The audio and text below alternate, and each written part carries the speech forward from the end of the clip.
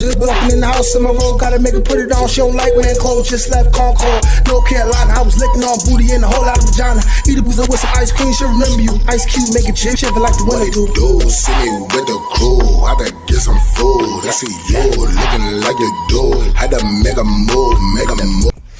Hey y'all, it's Nate Almighty with another Rikers Island story.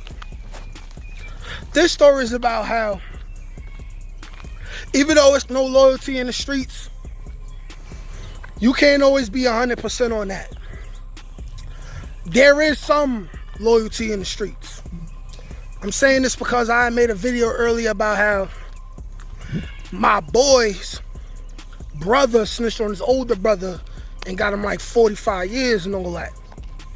Well, this is a story about how I was proven personally that there is some form of loyalty amongst these. Now, this is within my first couple months on Rikers Island.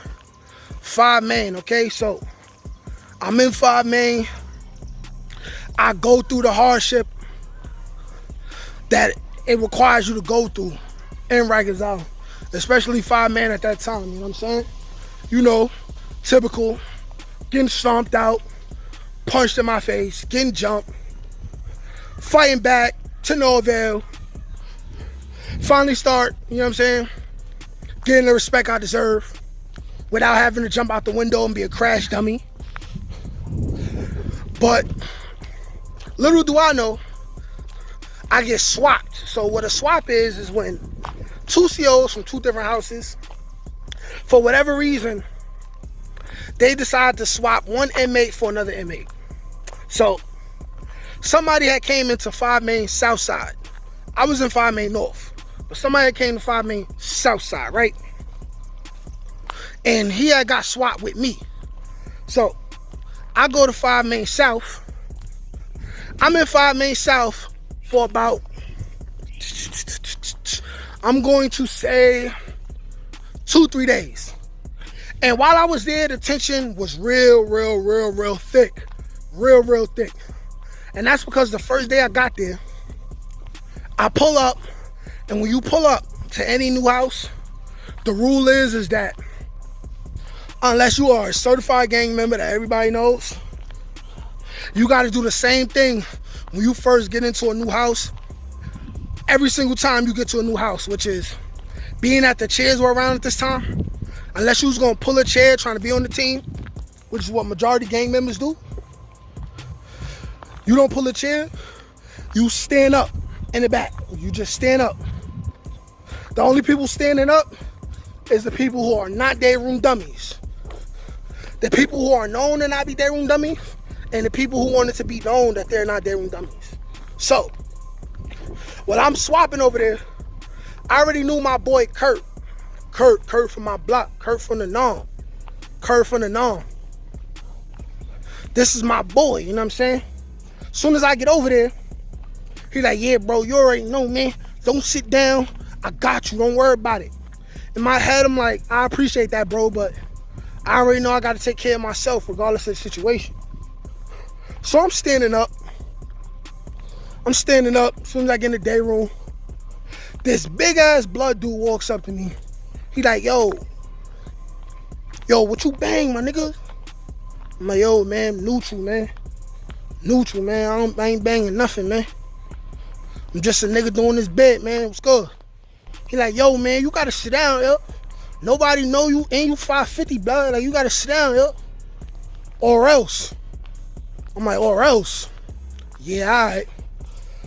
By me saying, yeah, I already knew what was gonna come with that. Like, oh, I didn't submit. They gonna spank me.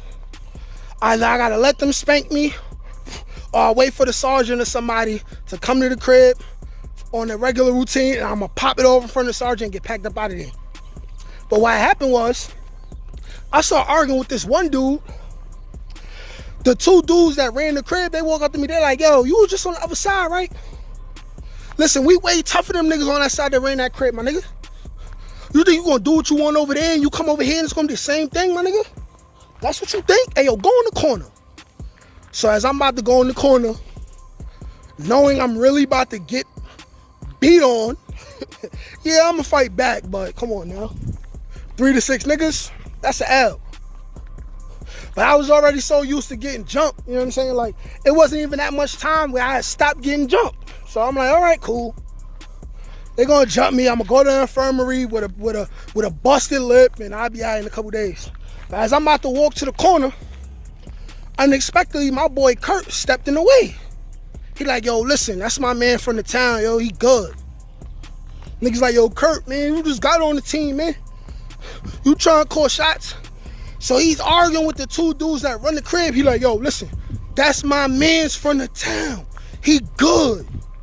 They're like, yo, my nigga, he 550. He 550. You go against the homies for him. That's gonna be bad for you. They arguing with him. He's standing right next to me. He go, so let's get it then. That was some of the most gangster display I ever seen in my life. And when we first started going to jail, we both was in juvie together, you know what I'm saying? H-Hall, Horizon together, you know what I'm saying? And little did I know that he loved and cared for me enough to put himself on the line against his blood homies, you know what I'm saying? And me being neutral, that shit really stuck out for me. I never seen nobody else go out their way for somebody that wasn't a part of their gang. And for that, I will forever have love and respect and honor for my bro Kurt, man.